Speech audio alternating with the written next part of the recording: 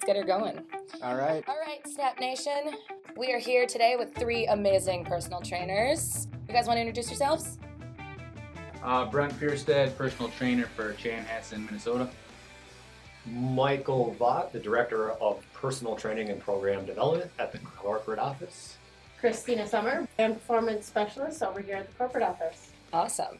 So I want to know from each one of you, what is the question you get asked the most about personal training? Yeah, I would say, it's hands down, it's the nutrition. Like, what should I eat? What's the frequency I should eat? Things should I eat? And if they have some type of like designated area that they're really trying to work on, right? Like that individual's like, I really want to tone down my core, or I want to lose my back boob, right? That type of mentality. So can't spot really. Answers for that one. Core and back boob are the last thing to go. And then you got the bat wings and the butt flap. The bat wings. We got it all. That's the first time I've heard that term, because I think we've all just called it like the arm flap. Lunch Lunch lady lady arms, bat wings. I got them all. I'd say the most common question lately is, with just social media being so booming, is it's always about the fad diet, the fad product, the fad workout, Totally. ketosis, and because, building a big old booty is the main thing. I get questions on that. It's really, for me, is a lot of what is the trends, and if it's legit, how to execute it. Really, that's majority of the conversations I seem to have. Okay. Yeah. So on that subject of trends then, though, do you probably, how long have you guys done this? Just ballpark it. 10 years for me. 10 years, 17 plus. Wow. About 11 years. 11 years? Yeah. So you guys have seen trends come and go. How do you handle that? Because obviously a new trend might generate some business for you, but how do you transition somebody from something that's a trend to something that's tried and true? The cool thing is that even though you have all those trends, the gym is the gym at the end of the day, right? Mm-hmm. So resistance training is resistance training. So it's, even though there's these new fads that come in, it still always results to where you're going to see trainers really at, and that's in the free weight floor. Obviously today you have functional training as a huge movement, and we've adopted that, but still I need more muscle at the end of the day, right? To have less body fat. It's going to boil down to move and load. So that trend will never change. You can always easily adapt kind of what's going on, because you always have that in your back pocket because it's always safe and people always need it.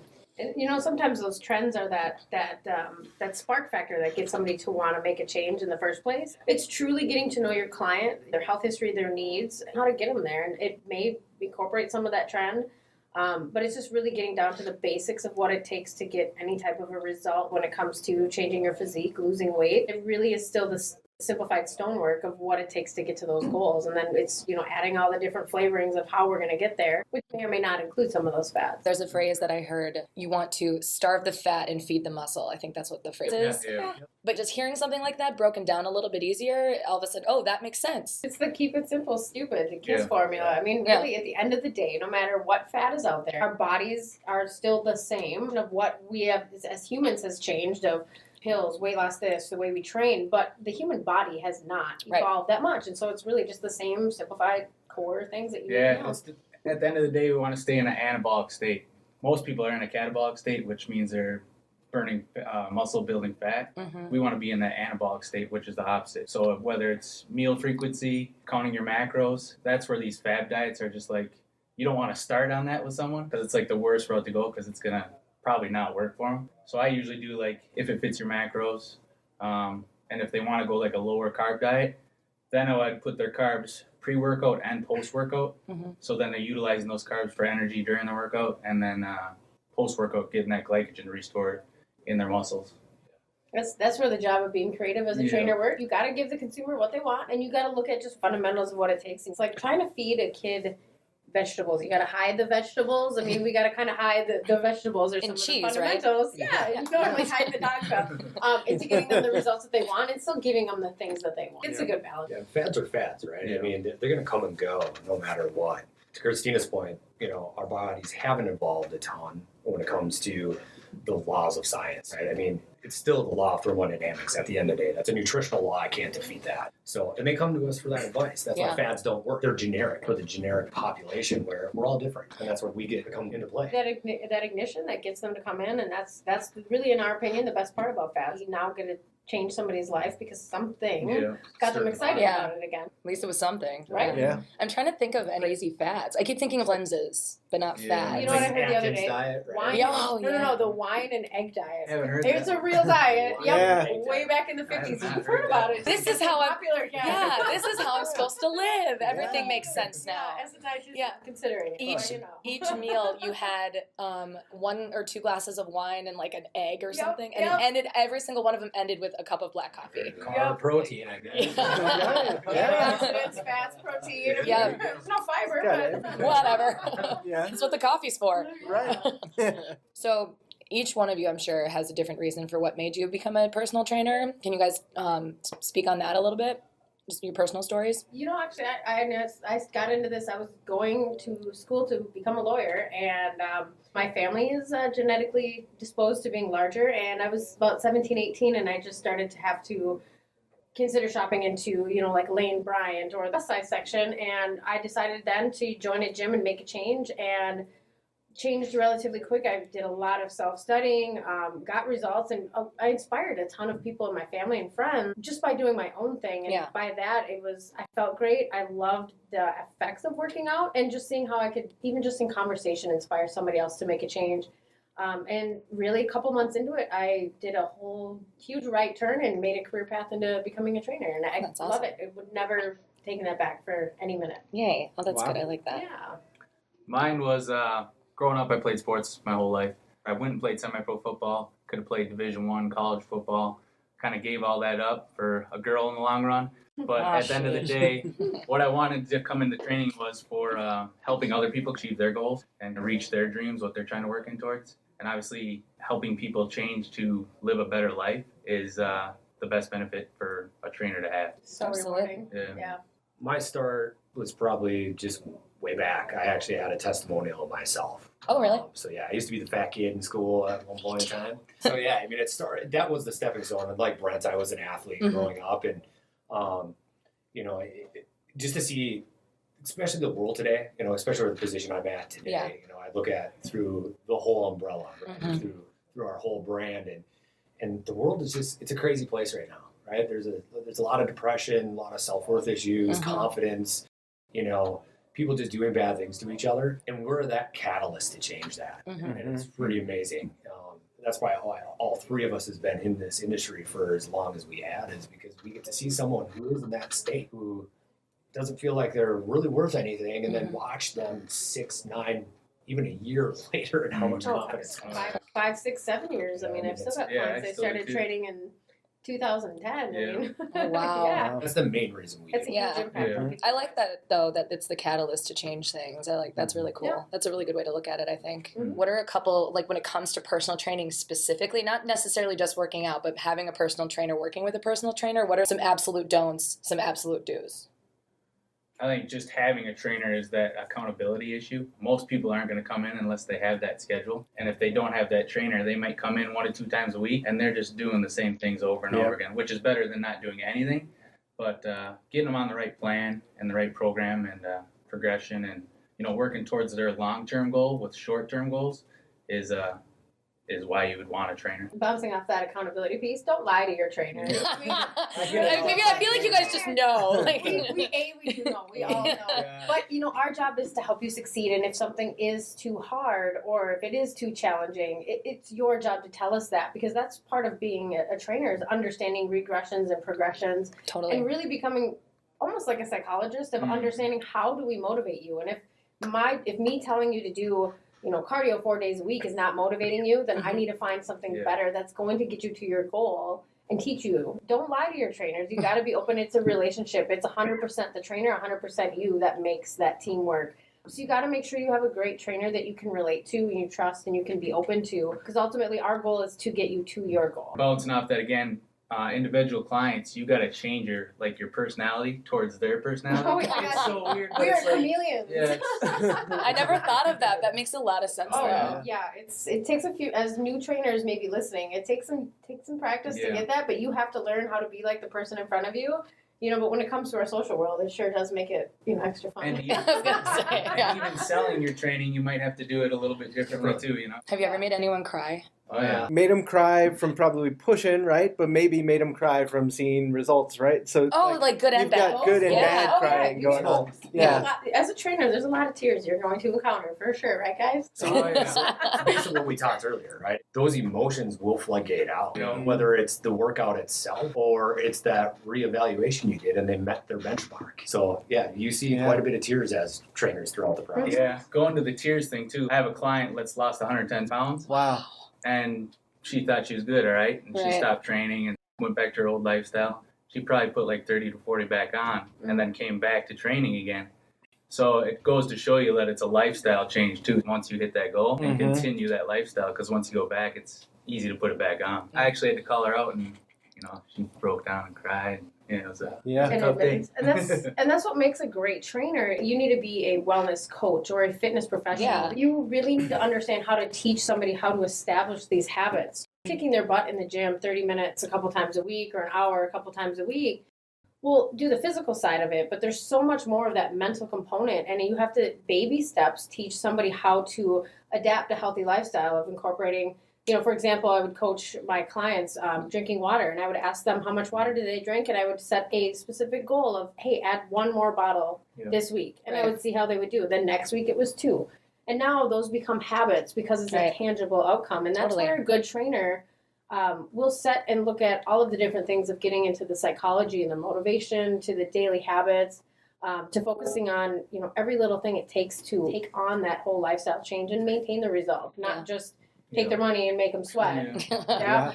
Yeah, I tell all my clients 20% of it is in the gym, 80% is outside of the gym. You better make sure you're eating right. You better make sure you're doing your workouts outside of your trainer's workouts, eating right. Yeah. Everything, comes into play to reach those ultimate goals. There's a vlog for our website about how sleep deprivation affects your workouts. All of the hormones. Yeah. That's where you're repairing and building muscles is sleep. So. Well, and even if you're just sleep deprived because you're overworked or whatever it is, and you try to work out, you lose like 70% of what you would have gotten if you'd actually gotten the right amount of sleep. Not only that, but stress and cortisol levels. You become more insulin resistant, which essentially means you're way more likely to store fat, and that's from one night of low sleep. Right. You instantly get that. So even if you are dieting and you're trying to eat healthy, but your sleep is failing, your diet efforts and your workout efforts are Pointless.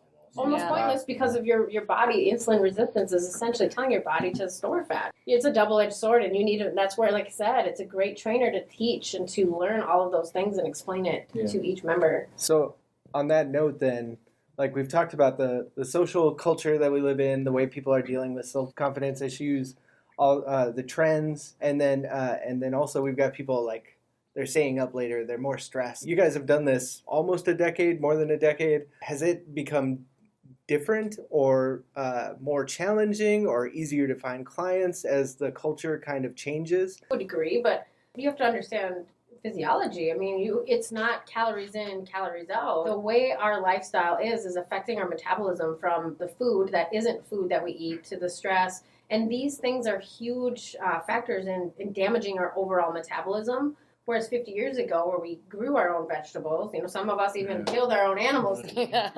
Now the exposure to so many different things is significantly changing our metabolic makeup. And so I think you guys can agree, you have to understand how hormones work and how all these different effects of the fake foods and lack of sleep and stress will affect somebody in their weight loss goals or the way they want to change their physique. From like the business perspective of a trainer, if you have anybody listening in as far as being a trainer, as you can tell, there's a lot to it, right? There's a lot of moving parts, and unfortunately, as the industry has changed, kind of back to your question, where evolution of technology and the evolution of our food, everything, right? Programming for a trainer, if they know what they're talking about and they understand the physiology and they understand nutrition and they do their due diligence, it actually stirs up business for you. It allows a lot of talking points because there's a lot of false teachings that are out there. Yeah. There's a ton. So from that perspective, it's good for someone who really is dialed in and takes pride in what they do.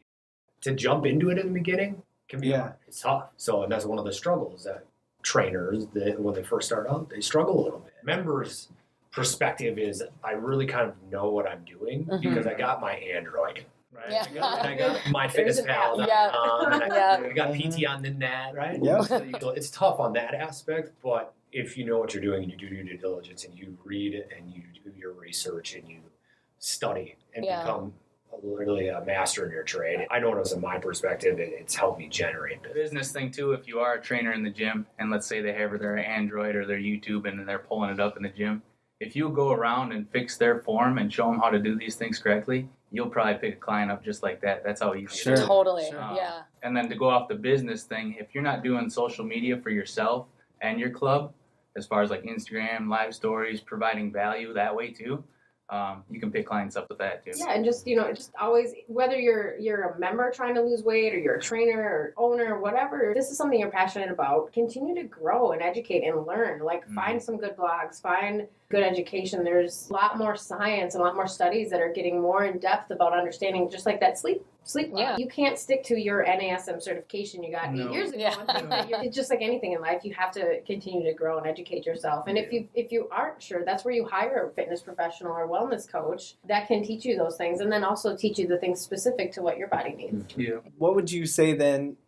So you've told us a lot of things that make personal trainers really valuable, right? Oh, And, yeah. but what Everybody would should have a trainer. right? So what would you say to somebody who's sitting back and saying, "That sounds awesome, but I can't afford it," or "That sounds great"? Like what hurdles do people come to you with that they had to get over before they came It's to you? objections, right? Yeah. Yeah. What objections We are do out this there? on a skinny every day. You just got to make choices. Everyone has choices, That's right? so Yeah. true. Think of how much you spent the last time you went out to eat. I mean, yesterday I went out to watch the football game. Ugh, heaven forbid. But my tab was $60 for an hour. I'm like, okay, I could have put that towards Yeah. I mean, something that's more valuable to Right. me, my health, versus Yeah. watching a football game. So Money's a loaded excuse for the most part. Mhm. Yeah, and I get there's some certain situations, but I mean, I've had a client who had 3 kids, was 18 years old, on her own with 3 kids, and she still bought PT. It's really your value chain. Yeah. The trainer's sole responsibility is to tap into that emotion because that's where the value is there. We don't just roll out of bed and say, "Oh, this workout thing sounds great." 80% of the population does not think that. 20% of the population is what we call avid fitness enthusiasts, right? So you have that 80% where they don't like the burn, they don't like the sweat. Like I've literally had clients like, "Am I going to sweat during Yeah. this?" I don't want to sweat today. I don't, Like, I don't want the burn. I got a meeting sensation. after this. yeah. So it's our due diligence to find that emotion because that's where it's at, and then you don't get that objection. But it's difficult to do in the beginning, right? Kristina talked about it being that psychologist at the very beginning. Like, do you give them like tough love, or do you ease them into it? I'm trying to go ahead and change your life, and sometimes I got to be that catalyst and wake you up. And so when you give me that objection about money, we could literally go right through their budget and be like, "Oh, well, I drink this many pops, this much coffee. Oh, I smoke cigarettes. Oh, maybe I chew tobacco.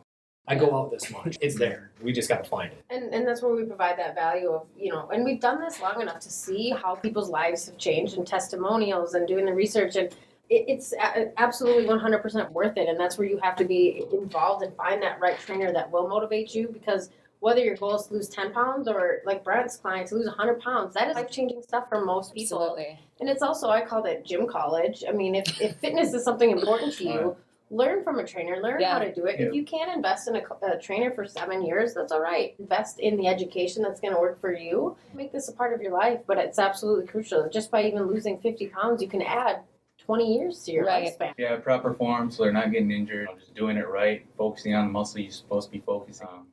And just working out right. Smarter, not harder. So what we're saying through all of this is I can't just do cardio every day. Okay, let's go back to the evolution that we were created as people. We had to climb rocks, we had to hunt, we had to kill, we had to carry things, just walk around. Mm-hmm. We weren't running for an hour a day. If you were a really big hunter or you were getting hunted. We were physical people. We had to carry things. So just the thought of just doing cardio, not going to be the most effective, and it can actually be very damaging. Almost everyone's goal is to lose weight. So I haven't met anyone. There might be some out there that wake up, stare themselves in the mirror, and be like, "Yeah, I am God's gift of fitness. I look so good right now." I feel like there are people like that. They're going to nitpick something. People want to tone up, and at the end of the day, cardio can actually damage that. You can sustain your heart rate being way too high. When you do that, you burn off your muscle. And most people think when they join the gym, they are motivated. They want to get after it. And a lot of times you either see them reading a book on a bike, or they're overtraining when it comes to cardio. They're Yeah. not training efficiently. That's why when you go to a gym and you watch people for months, even years on end, and you're like, that person has not changed one bit. That's why. Oh, and they're still on the same exact treadmill. In fact, I went in this Oh, weekend yeah. to my old gym, same person, Yeah. same treadmill, same time, probably the same exact speed. And I'm like, you've Yeah. not changed one bit. It's like the perpetual hamster wheel. Yeah, You're not getting that's anywhere. why my zone is such a great Yeah. tool, because it's a great way to push yourself and to understand. Oh my gosh, I've been under training for the last 5 years. I need to step it up a lot. My zone changed my life. I go to a lot of classes because I'm just better when I have someone pushing me and kind of telling me what to do essentially. Because otherwise I end up going to the gym and just go on the elliptical or something, and I get bored doing it by myself. Then when we started doing MyFit and I got my first MyZone, I was like, God, I'm not working hard at all. My body is not doing anything. I'm still sweating and I feel, oh, I worked so hard, but no, I'm not doing anything. My life is I was in the gray zone the whole time. Yeah. Crap. I need at least one horror story from each one of you. Oh man. Like a PT horror story. Yeah. Yeah. I got one. Yes. So I had a client that I trained for probably 2 weeks. And obviously when we go through client assessments, we got to figure out what their health is, things like this, and subjective and objective tests for each one. So basically this client didn't tell me that she has fainted in the past from working out. And one day I was just putting her through like a basic TRX workout.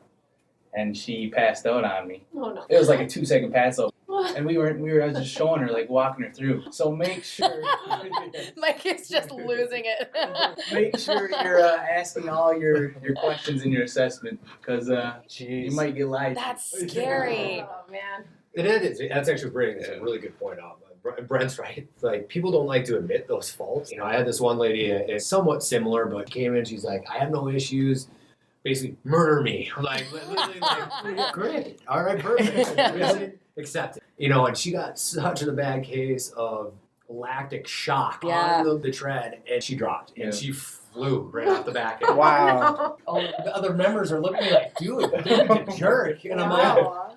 but I look at her, she stands it back up. I'm like, you okay? She's It's like, like round two, let's I go. get it. I'm like, Yeah. Man, it's horror stories. So many. The worst one that still haunts me to this day. It's somebody doing a seated row. She comes in, she's like, I'm not feeling the greatest today. And I'm like, you can postpone. She's like, nah, I'm here, I'm ready. She's doing seated row, turns her head out of nowhere and projectile vomit all over me. Oh my God. As a trainer, you see people throw up. A lot of times they get to the bathroom, but I'm talking like, didn't skip a beat, didn't see it coming in. It's like that was firing out. I'm still haunted. I was afraid to bring anybody to seated row. She's doing a lot of row variations now. Yeah, man. Yeah. Wow. That one still haunts me. Well, that's a misconception, is people think that trainers are trying to make them like puke and hurt them, and it's not the deal. It might happen, but we're not trying to do that to you, so. Again, it's working smarter, not harder. For you guys that are considering a trainer, you are not drill sergeants. Your trainer is not there to just beat you up. If you have a very high-stress job and you didn't sleep and you come in and your trainer is trying to murder you, or like Mike does with his clients, that can actually be regression to your progress. And so it's understanding, like I said, everything that is involved in training in your body. And you got to take it easy if you have that stress level. And that can really distinguish a great trainer from an average trainer. Yeah. One of the biggest objections you'll get is, I want to try this on my own. We actually understand where your baseline is. We use assessments to figure that out. So we know where your baseline is at, but we're also going to press you to actually getting more effort. Probably 70 to 80% of your threshold, not 90 to 110. Like, yes, this other girl said, murder me. I'm gonna make the boys here cringe too. And this is a common thing we hear all the time, is somebody wants personal training, but they say, I need to get in shape before I hire a trainer. Yeah. Right. That is probably the worst logic, Oh, because man. what happens with those is they'll start training improperly. They'll establish bad habits. Yes. They'll very likely injure themselves. And again, that's that misconception of trainers, and we need to change that conception. Is we're more of a wellness coach, fitness professional, just like you would see a doctor. We're not here to boot camp you or drill sergeant you or beat you up or anything like that. You wouldn't give yourself For surgery for before you go to the anybody that's doctor. looking for a Like, trainer, and it's sad that we've come to the thought that we have to get in shape for a trainer. That's what our job is to do. Like Mike was saying, we have those baselines. We've worked with every type of exercise history, condition. We've seen it, done it, and it's important to start off on the right foot, just learning the right ways to train, so you see those results a lot faster. I will speak to that because I remember when I was in high school and I used to come home and watch Oprah. And she talked about the fact that the gym is for fit people. She was like, you have to get fit before you go to the gym. Sad And it was, mentality. and the concept of not feeling like you're worthy to be in the gym because you aren't in shape yet. That's what the gym is for. You don't need to be really, really, really fit to go to the gym. It's hard, though, to get over that. It can be hard sometimes to go and see people benching twice as much as you or whatever it is, and suddenly it's, I don't deserve to be here. I'm going to go home and eat my chips. They all started there at some point. Exactly. Everybody bleeds red. We all start at some point. And you know what? I give way more respect and props to those people that I see working their butt off that are struggling, that maybe they have an extra 100 pounds on their body. You know what? That's more impressive to me while you're walking than Mr. Muscle Man who can bench press 125 pounds. Strength isn't just in how much weight you push. Strength is in having the confidence to take charge of your life, to make the changes you want to make, and understand it will take some work. And that's where, like, using a fitness professional wellness coach is going to help you get there and get you faster. Right. See, I'm glad you said all that, because I've always told people every day for me is leg day. Just walking up the stairs. Yeah. That's good, right? The hardest lift is getting your butt off the couch. Yep. Well, thank you guys so much. This was really informative. Any final thoughts? I just think make that leap, get in the gym, hire a good trainer, listen to what they say. They're going to guide you to your goals. You know, like we were speaking on those fab diets and the Oprah show, 90% of the population believe in that kind of stuff. We can change people to just get to the gym and talk to someone and get a set plan. I'd love it. Yeah. Awesome. Two things I would have, do your research when it comes to your trainers. If you are a member listening to this, there's some, I'll be the first one to say there's really good ones out there and there's really not. You'll tell very quickly. Today, still, trainers can go get a 2-day cert and become one. And so just do your due diligence to really make sure that you do have a good one. And then if you are a trainer, vice versa, do your due diligence. Get yourself educated. Make sure you understand 3 pillars of success, which is cardio resistance training and nutrition. You better be an expert. Those 3 pillars inside and out, because they're looking to you for that success. But at the same time, members, there's the accountability to you. They're going to give you 110%. You got to catch it, absorb it, and run with it too. And they'll know when you're lying, right? Yeah. They'll see right through it. Right. So just be honest, have that really good relationship, because a good trainer will give you a come to Jesus talk if you're not getting your stuff done. You're the walking billboard. So. I'm going to go with the simple. I mean, really simplified way of getting people motivated is nothing will change unless you do. And you got to put in the work. And I challenge you guys to go and do a new workout today. And I can never tell you one time anybody said that they regretted going to the gym. And that's just where sometimes it's that first step. Sometimes it's maybe, setting up for a roadmap session with your trainer. But get outside your comfort zone, and just nothing will change unless you do. That change. Well said. And don't ask your trainer to murder you. The only time you'll regret going to the gym is when you get kicked out. Thanks for listening.